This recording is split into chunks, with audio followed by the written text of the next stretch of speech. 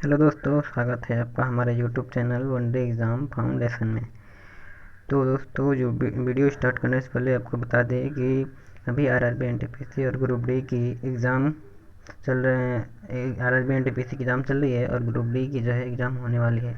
तो जो भी स्टूडेंट आप आरआरबी एनटीपीसी और आरआरसी ग्रुप डी की तैयारी कर रहे हैं, तो आपके लिए यह वीडियो मोस्ट इम्पोर्टेंट है। आप इस वीडियो को ज़रूर देखें। इसमें हम साइंस के 15 क्वेश्चन का टेस्ट सीरीज लगाएंगे और उसे याद करने की कोशिश करेंगे। तो चलिए फ्रेंड्स, हम स्टार्ट करते हैं। देखिए, यह वीडियो जो है RRB NTPC RRB group D RRB group D के एग्ज़ाम की तैयारी करने वाले स्टूडेंट्स के लिए है। यह वीडियो जो है साइंस टेस्ट सीरीज थर्ड, यानी यह वीडियो जो है तीसरा है। साइंस का जो टेस्ट सीरीज चल रहा है उसका तीसरा वीडियो है और इससे पहले 2 वीडियो हम अपलोड कर दिए हैं। ठीक है, तो चलिए हम चलते हैं अब अपने प्रश्न पे। देखते हैं हमारा पहला प्रश्न क्या है। जो हमारा पहला प्रश्न है, आवर्त सारणी में समान तत्वों के समूह की सामान्य विशेषता क्या होती है, ये हमारा प्रश्न है। और ऑप्शन दिया है बाह्यतम कक्षा में इलेक्ट्रॉन, बी है इलेक्ट्रॉनों की कुल संख्या, सी है प्रोटॉनों की कुल संख्या, डी है परमाणु भार। तो आप इसे बताइए कि आवर्त सारणी में समान तत्वों के समूह की सामान्य विशेषता क्या होती है, यानी किसी ग्रुप की समान विशेषता क्या होती है, जिसमें किसी ग्रुप में जो तत्व पाए जाते हैं उन तत्वों की विशेषता क्या होती है, आपको यह बताना है। तो देखिए फ्रेंड्स, इसका जो राइट आंसर होगा वो होगा ऑप्शन नंबर ए, बाह्यतम कक्षा में इलेक्ट्रॉन, यानी किसी ग्रुप के सभी तत्वों के बाह्यतम कक्षा में इलेक्ट्रॉनों की संख्या जो होती है समान होती है। ठीक है, देखिए हमारा अगला प्रश्न है, कठोर जल का प्रयोग किया जा सकता है। जो कठोर जल का प्रयोग है वह हम कहाँ कर सकते हैं। ऑप्शन है ए कृषि में, बी स्नान करने में, सी कपड़े धोने में, या डी बॉयलर में। तो इसका देखिए फ्रेंड्स, इसका जो होगा राइट आंसर वो ऑप्शन नंबर बी होगा, स्नान करने में। जो कठोर जल होता है जिसका जिसका रासायनिक नाम जो होता है D2O होता है, इसे कठोर जल का यह सूत्र होता है और इसका जो प्रयोग है हम स्नान करने में करते हैं। तो ये आप लोग याद रखेंगे। अब देखिए हमारा अगला प्रश्न है, शुद्ध जल का pH मान क्या होता है। ऑप्शन ए है 7.4, बी है 7, सी है 6.2 और डी है 14। तो शुद्ध जल का pH मान क्या होता है देखिए, इसका होगा ऑप्शन नंबर बी।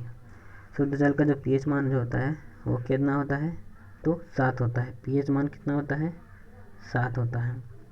अब अगला प्रश्न है हमारा, ताप बढ़ाने प्रश्न नंबर 4 है, ताप बढ़ाने पर आयतन की मात्रा होती है। ठीक है, आयतन की मात्रा क्या होती है, यानी ताप जब टेम्परेचर बढ़ाया जाता है तो किसी वस्तु के आयतन में क्या परिवर्तन होता है, वह बढ़ता है, घटता है, या कोई प्रभाव नहीं पड़ता है, या शून्य हो जाता है। तो देखिए इसका जो राइट आंसर है वो है option number A, right answer होगा। जब ताप हम बढ़ाते हैं तो उसके आयतन में क्या होती है, वृद्धि होती है, यानी उसका आयतन बढ़ता है। इस प्रकार से जो टेम्परेचर जो होता है वो वॉल्यूम के डायरेक्टली प्रोपोर्शनल होता है। किस क्या होता है, डायरेक्टली प्रोपोर्शनल, यानी जब टेम्परेचर जो है बढ़ाया जाता है, जब टेम्परेचर इंक्रीज होता है तो वॉल्यूम भी क्या होती है, इंक्रीज होती है। ठीक है, अब देखते हैं अपने अगले प्रश्न पे आते हैं। हमारा अगला प्रश्न जो है 5वां प्रश्न है, क्या है, तो 5वां प्रश्न जो है, स्थिर द्रव के किसी बिंदु पर द्रव दाब सभी दिशाओं में डैश डैश होता है। यानी यहाँ पे हमको ऑप्शन से टिक करना है।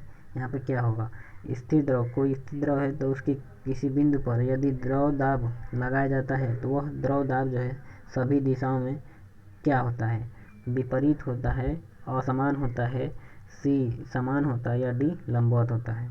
तो इसका राइट आंसर जो है फ्रेंड्स, देखिए इसका जो राइट आंसर होगा वो होगा सी ऑप्शन, समान होता है। यानी कि यदि अगर किसी बाल्टी में मान लीजिए द्रव है, ये किसी बाल्टी में ये इसमें मान लीजिए कोई द्रव है, ठीक है, किसी बाल्टी में द्रव रखा गया है, और यदि हम इस पर बल लगाते हैं, इस पर हम क्या लगाते हैं, फोर्स लगाते हैं, तो जो बल का परिमाण जो होता है वो सभी दिशाओं में, यानी बल यानी दबाव, जो जब हम दबाव लगाते हैं, प्रेशर, तो जो द्रव दाब जो होता है वो सभी दिशाओं में समान रूप से क्या होता है, संचरित होता है। इस पर भी होता है, यहाँ पर भी होता है, मतलब कि समान दिशाओं में क्या होता है, द्रव दाब लगता है, ठीक है। इसे देखिए सिंपल भाषा में समझिए। यदि अगर कोई बाल्टी है और उसमें द्रव रखा है, तो अगर हम इधर से सुराख कर दें और इधर से भी सुराख कर दें, तो दोनों ही तरफ से जो द्रव होगा वो समान रूप से समान वेग से निकलेगा। इसका मतलब ये होगा कि जो दाब यहाँ पे है वही दाब यहाँ पर भी, यानी जो इसमें द्रव में दाब जो लग रहा है वो समान है, एक समान है, अर्थात इधर का जो जल का वेग है और इधर का जल का वेग जो होता है दोनों समान होता है, ठीक है। यदि जो छिद्र जो होता है वो छिद्र के आकार पर निर्भर करता है, ठीक है। यदि छोटा है तो प्रेशर उसका ज़्यादा होगा, बड़ा है तो कम होगा। अब देखिए अपने अगले प्रश्न पर आते हैं। हमारा 6वां नंबर जो प्रश्न है वो क्या है, देखिए, अनुप्रस्थ तरंगें बन सकती हैं, अनुप्रस्थ तरंगें बन सकती हैं। ऑप्शन नंबर ए है वायु में, बी है जल में, सी है केवल जल के तल पर, और डी है केवल ठोसों में तथा जल के तल पर। तो इसका जो राइट आंसर होगा, देखिए क्या होगा, अनुप्रस्थ तरंगें बन सकती हैं, कहाँ बन सकती है, तो वायु में। कहाँ बन सकती है, वायु में। इसका जो राइट आंसर होगा वो है ए, राइट आंसर होगा। चलिए अब आते हैं अपने अगले प्रश्न पे, प्रश्न नंबर 7। देखिए प्रश्न नंबर 7 जो है एक इलेक्ट्रॉन का आवर्तकाल 0.05 माइक्रोसेकंड है, उसकी आवृत्ति होगी, यानी फ्रीक्वेंसी एफ पूछ रहा है, ठीक है, एफ पूछ रहा है, एफ क्या होगा। तो ऑप्शन नंबर ए है 5 × 10⁶ हर्ट्ज, बी है 20 × 10⁶ कंपन पर सेकेंड, और सी है 2 × 10⁶ साइकिल पर सेकेंड, और डी है 0। देखिए फ्रेंड्स, इसका जो राइट आंसर होगा, इसका क्या होगा आप बता सकते हैं। देखिए फ्रेंड्स, जो इसका जो राइट आंसर होगा, इसको हम हल करते हैं। जो आवर्तकाल जो है, आवर्तकाल को हम किससे इंडिकेट करते हैं, टी से, और टी इक्वल टू होता है 1/f, यानी फ्रीक्वेंसी। तो इसमें हम अगर यदि रखेंगे तो हमारा जो आवर्तकाल है वो 0.5, यानी f इक्वल टू 1/0.5 हो जाएगा। इसको हम ऊपर नीचे से गुणा कर देंगे तो ये हमारा जो दशमलव जो है वो कैंसिल हो जाएगा, तो इतना हो जाएगा 100/5। तो जब इसको हम काटेंगे तो ये हो जाएगा 20, ठीक, 20 हो जाएगा, और माइक्रो सेकेंड है तो ये हो जाएगा 10⁻6, यानी जो नीचे होगा यहाँ पे होगा 10⁻⁻6 होगा, लेकिन जब ये ऊपर जाएगा तो 10⁻6 हो जाएगा, यानी तब इतना हो जाएगा 20 × 10⁻6 कंपन पर सेकेंड। तो यानी इसका जो राइट आंसर होगा वो होगा बी, 20 × 10⁻6 कंपन पर सेकेंड। अब देखिए हमारा अगला जो प्रश्न है, सरल लोलक, 8 नंबर प्रश्न है। सरल लोलक के लिए एल व टी के बीच ग्राफ होगा। ऑप्शन है ए परवलय, बी है अति परवलय, सी है सीधी रेखा, डी है इनमें से कोई नहीं। तो देखिए इसका जो राइट आंसर होगा, सरल लोलक के एल और टी के जो बीच जो ग्राफ जो होता है क्या होता है, तो सीधा होता है। क्या होता है, सीधा, यानी सरल लोलक के एल व टी के बीच ग्राफ क्या होगा, सीधी रेखा में होगा। अगला हमारा प्रश्न है, द्रव में अणुओं की स्थिति होती है। द्रव में अणुओं की स्थिति क्या होती है, अनिश्चित होती है, निश्चित होती है, ए व बी दोनों, या डी इनमें से कोई नहीं। तो देखिए द्रव में अणुओं की जो स्थिति होती है वो क्या होती है, अनिश्चित होती है। क्या होती है, ऑप्शन नंबर इसका कौन सा सही होगा, तो इसका जो ऑप्शन नंबर होगा, ऑप्शन नंबर ये राइट आंसर होगा, अनिश्चित होती है। अगला प्रश्न है हमारा, 10वां नंबर, रेल की पटरियों के उत्तरोत्तर खंडों के बीच जगह छोड़ी जाती है क्योंकि ऑप्शन नंबर ए है लोहे के छोटे खंड बनाना सरल है, छोटे खंड मजबूत होते हैं, सी है इससे पटरियों के इसमें प्रसार के लिए स्थान मिल जाता है, या डी इससे लोहे की बचत होती है। देखिए इसका जो राइट आंसर होगा, रेल की पटरियों के उत्तरोत्तर खंडों के बीच जगह छोड़ी जाती है क्योंकि, इसलिए जगह छोड़ी जाती है क्योंकि गर्मियों के दिनों में क्या होता है कि रेल की पटरियाँ जो होती हैं इनके बीच में इसे जगह छोड़ा जाता है। ये इसलिए किया जाता है क्योंकि गर्मियों के दिनों में क्या होता है कि जो लोहा जो होता है वो सूर्य के प्रकाश की वजह से हीट होता है, और हीट होता है तो उसमें प्रसार होता है, उसमें जब प्रसार होता है तो ये पटरियाँ जो होती हैं इनकी लंबाई गर्मियों में क्या होती है, बढ़ जाती है, और बढ़ने की वजह से जब ये बढ़ती हैं तो यहाँ जो गैप होता है यह गैप कवर हो जाता है, ठीक, और जिससे कि पटरियाँ जो होती टेढ़ी नहीं होती हैं। और यही ठंडी में क्या होता है कि इनमें उसमें प्रसार नहीं होता है तो ये सिकुड़ जाती हैं, यानी इनकी लंबाई जो होती है कम हो जाती है थोड़ा, ठीक है। यानी इनमें गर्मियों के दिनों में क्या होता है, इनकी लंबाई बढ़ती है उसमें प्रसार की वजह से, तो इसके लिए इनको जगह की आवश्यकता पड़ती है, तो इसलिए यह जो गैप जो होता है पटरियों के बीच यह गैप छोड़ा जाता है, तो इससे क्या होता है कि पटरियों के उसमें प्रसार के लिए स्थान मिल जाता है। ये होगा हमारा राइट आंसर। हमारा अगला प्रश्न है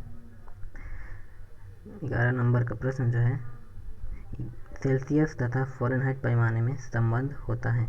देखिए ये भी क्वेश्चन बहुत ही इंपॉर्टेंट है, और इसका जो ऑप्शन है ए है C/6 = F-32/9, और बी है C/5 = F-32/9, या सी है C/9 = F-32/5, और डी है C/9 = 32 F/5।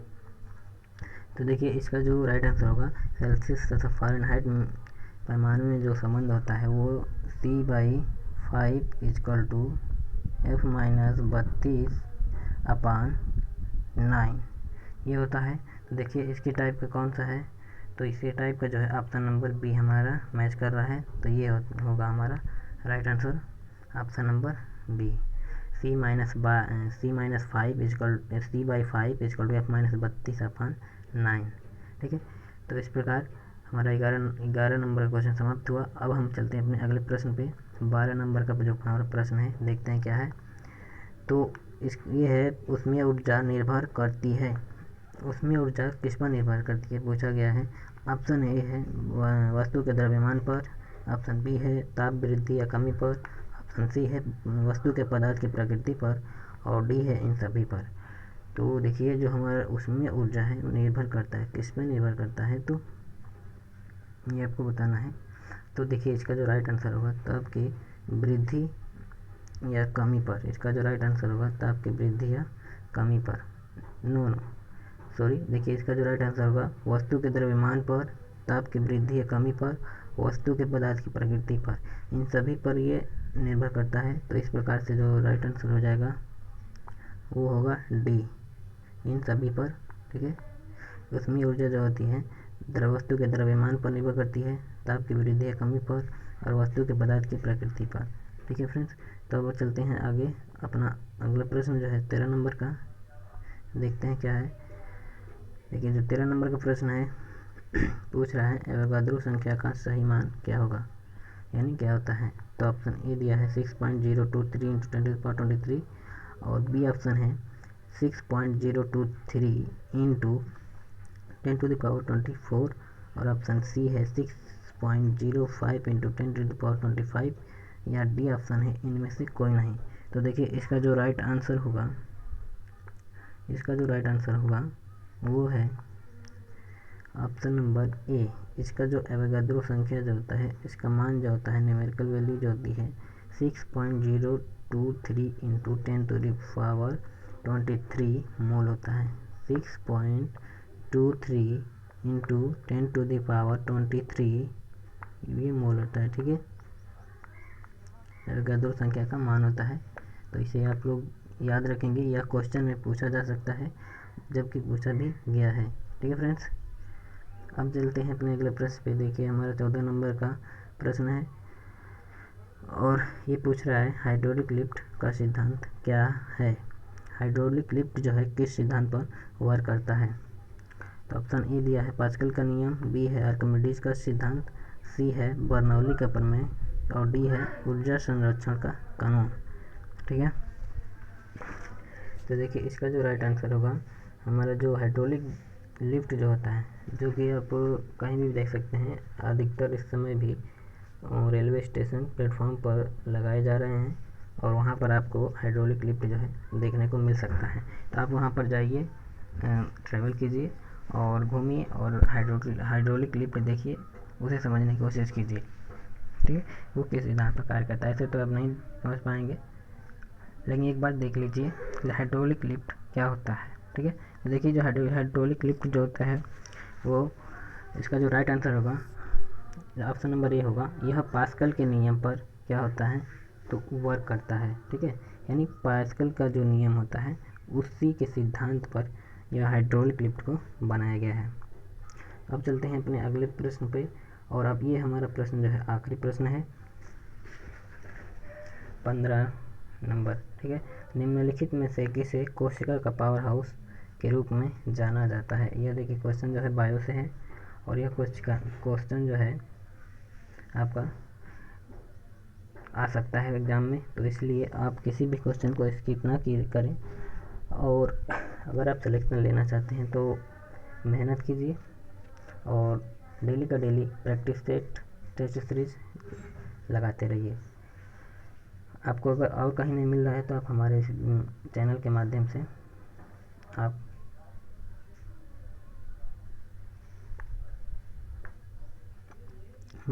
Daily test series लगा सकते हैं। ठीक है, आपको वीडियो कैसा लगा यह आप कमेंट सेक्शन में कमेंट करके ज़रूर बताइएगा। तो देखिए फ्रेंड्स, इसका जो राइट आंसर होगा ऑप्शन दे रहा है, ऑप्शन ए है रिक्तिकाएँ, बी है नाभिक, सी है साइटोप्लाज्मा, डी है माइटोकॉन्ड्रिया।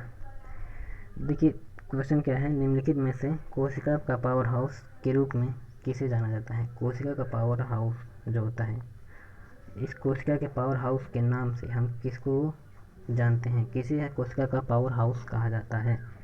तो इसका जो राइट आंसर हो जाएगा फ्रेंड्स, वो हो जाएगा option number D, mitochondria. Mitochondria जो है इसको हम कोशिका का पावर हाउस भी कहते हैं, इसी को हम कोशिका के पावर हाउस के नाम से जानते हैं। ठीक है फ्रेंड्स, तो ये रहा हमारा आज का 15 क्वेश्चन जो कि साइंस से था, और यह 15 क्वेश्चन एग्ज़ाम के नज़रिए से बहुत ही मोस्ट इम्पोर्टेंट था। अगर आप आरआरबी एनटीपीसी ग्रुप डी और किसी भी वनडे एग्ज़ाम की तैयारी कर रहे हैं जिसमें से आपका साइंस से क्वेश्चन पूछे जा रहे हैं, तो आप इस वीडियो को देख सकते हैं, इससे आपको बहुत ही हेल्प मिल सकता है। ठीक है फ्रेंड्स, तो वीडियो देखने के लिए धन्यवाद। फिर मिलते हैं अपने अगली वीडियो में, तब तक के लिए धन्यवाद। और यदि आपको पीडीएफ चाहिए तो आप हमारा टेलीग्राम चैनल ज्वाइन कर सकते हैं। उस टेलीग्राम चैनल पर आप पीडीएफ या इस वीडियो का प्राप्त कर सकते हैं। ठीक है फ्रेंड्स, हमारे टेलीग्राम चैनल का नाम है वनडे एग्ज़ाम फाउंडेशन। ठीक है फ्रेंड्स, और यदि आपको पीडीएफ लेना है तो आप कमेंट सेक्शन में कमेंट ज़रूर करें।